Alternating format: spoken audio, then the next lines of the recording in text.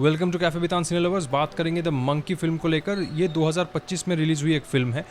Film theatrical release India में, film की theatrical release India में हुई थी या नहीं मुझे नहीं पता, लेकिन अमेज़ॉन प्राइम में हिंदी डब में जब ये फिल्म रिलीज़ हुई तो कहीं ना कहीं भारतीय ऑडियंस के बीच इसकी जो रीच है वो काफ़ी बड़ी।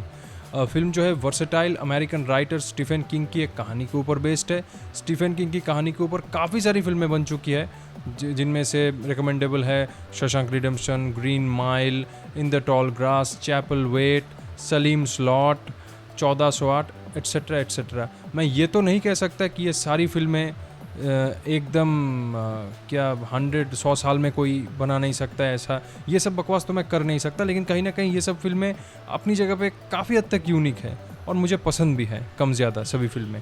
अब चलिए दोस्तों मंकी की कहानी को देख लेते हैं। कहानी बेसिकली एक बंदर के खिलौने को लेकर है, जिसके अंदर कुछ इविल पावर, सैटेनिक कल्ट जो भी बोलिए वो है। और जब जब खिलौने में चाबी लगती है, बंदर का खिलौना जो है वो ढोल बजाता है, और जब जब ढोल बजता है तब तब कोई मरता है। कौन मरेगा किसी को नहीं पता। हो सकता है बाजू वाले के ज़रिए उसकी मौत हो जाए, या खुद ही जो टारगेट है उसकी नसें फट जाए, फट कर मर जाए, जो भी हो उसके ऊपर किसी का कंट्रोल नहीं।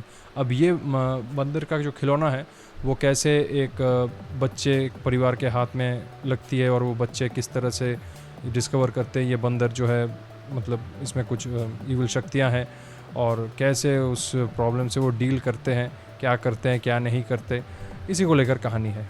अब चलिए दोस्तों डायरेक्ट चलते हैं कि फिल्म आखिर कैसी रही। फिल्म देखने के बाद मैं बहुत ज़्यादा हताश हुआ। मैंने स्टीफन किंग की कहानियों के ऊपर काफ़ी सारी हॉरर फिल्में देखी है, जिसे देख के मैं कम ज़्यादा हिला हूँ, लेकिन ये फिल्म देख के मैं बहुत ज़्यादा डिसअपॉइंट हुआ। क्योंकि फिल्म में क्या है कि फिल्म की जो टोन है ना वो अजीब है।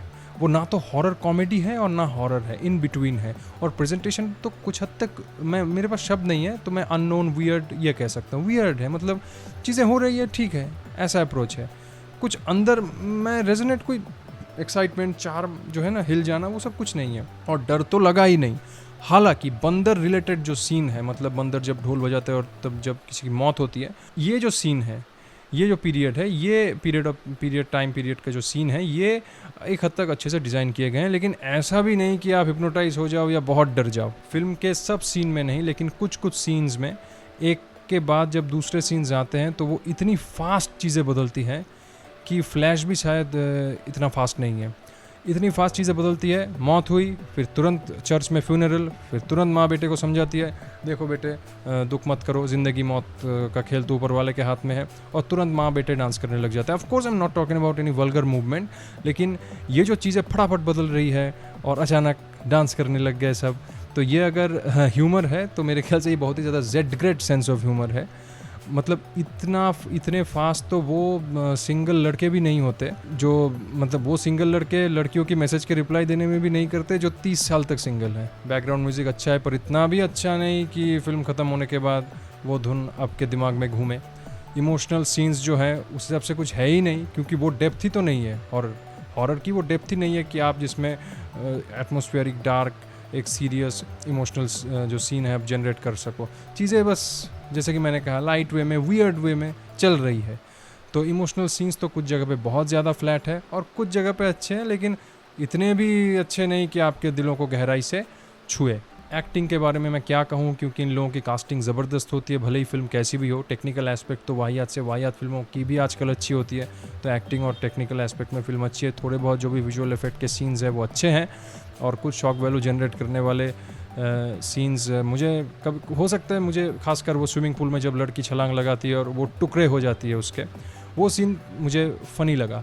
लेकिन वो फ़नी लगने के बावजूद मैं अगर मन में थोड़ा हंसा भी, एक्चुअली में नहीं हंसा, मन में थोड़ा हंसा भी, तो मुझे शांति नहीं मिली। मैं बार बार मेरा मन ये कहने लगा, अरे यार ऐसे कैसे प्रेजेंट कर सकते हैं लोग, ये क्या हो रहा है। थोड़ा सीरियस करते तो मज़ा आता, या एटलीस्ट अगर सीरियस ना भी करे ऐसे भी करते, जो कि अप्रोच उन्होंने लिया, अगर वो करते तो वो भी ऐसे करो कि देखने में मज़ा आए। तो वो जैसे उन्होंने प्रेजेंट किया लाइट वियर्ड वट एवर वे में XYZ, मुझे मज़ा तो बिल्कुल नहीं आया। ये मिला के मैं 3 बार ये बात कह चुका हूँ। तो कुल मिला के आखिर में कहूँगा कि एक बार आप कुछ वियर्ड और between horror comedy and horror इस तरह की अवस्था को एक्सप्लोर मतलब ये क्या होती है इसको जानने के लिए शायद आप एक बार फिल्म को देख ही सकते हैं। तो कुल मिला के यही था हमारा रिव्यू दोस्तों। मिलते हैं किसी नए वीडियो में।